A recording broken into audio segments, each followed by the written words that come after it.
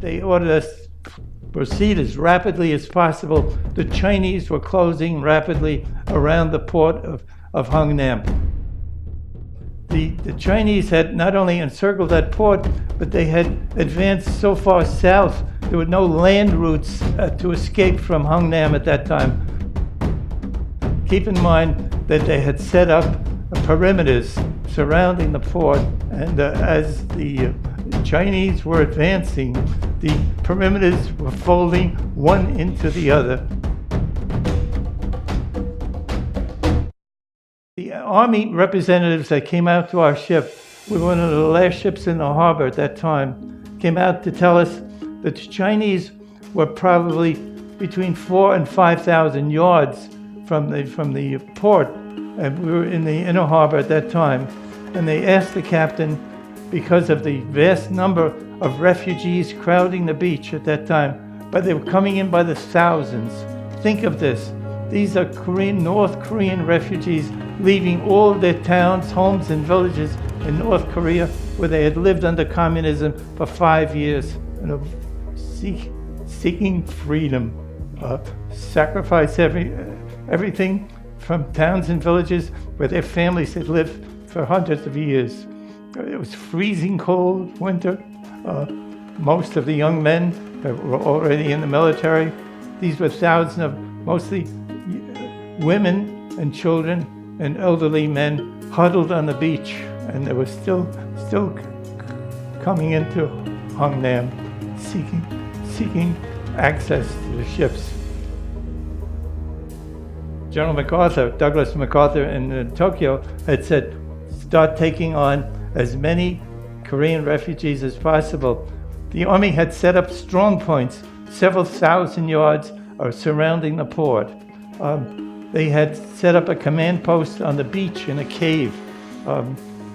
We had the full support of the 7th Fleet in the harbor. We had the firepower of the USS Missouri, 16-inch shells firing into all of the Chinese positions. This was all over our head. Our captain, Captain Leonard P. LaRue, had ordered that we take on as many as possible. We were a cargo ship. We commenced loading as many people into these cargo holds as possible, lowering them down with booms into the holds on pallets.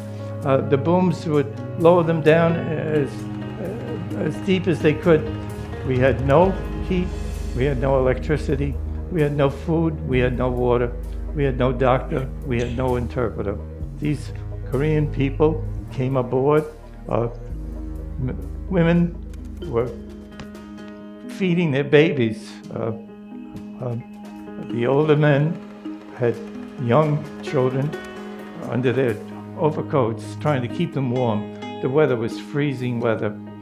We filled each of the 5 holds, and then the captain ordered that we commence loading the last of the refugees on the beach. Keep in mind, we're the last ship taking out the refugees, and we placed them on the weather decks. That's the open decks on the ship.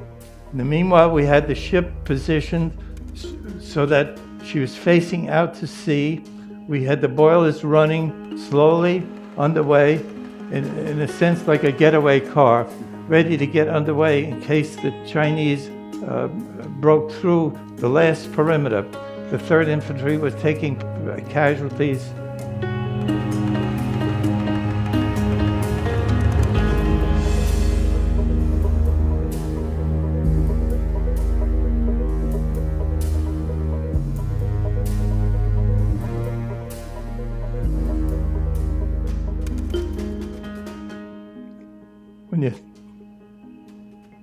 When you think about it, men were fighting and dying, enabling us to load the refugees.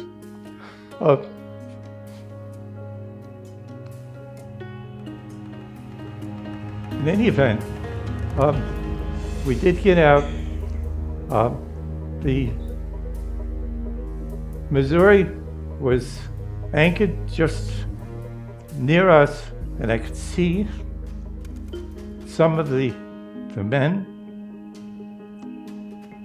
on the Missouri coming up and looking at this ship, our ship loaded with humanity. In every space, in every deck, every open deck, crowded in all of our holds, etc. And we were able to navigate out through the minefield and proceeded south along the east coast of Korea. We arrived there Christmas Day, December 25th. The Navy the next day, 26th, sent out 2 LSTs, landing ship tanks, and they were tied up next to us, one on either side. We were able to offload all of the Korean refugees into these LSTs that took them ashore. And I must note, some of you Koreans in the audience would appreciate this, that some of those Koreans did the traditional half bow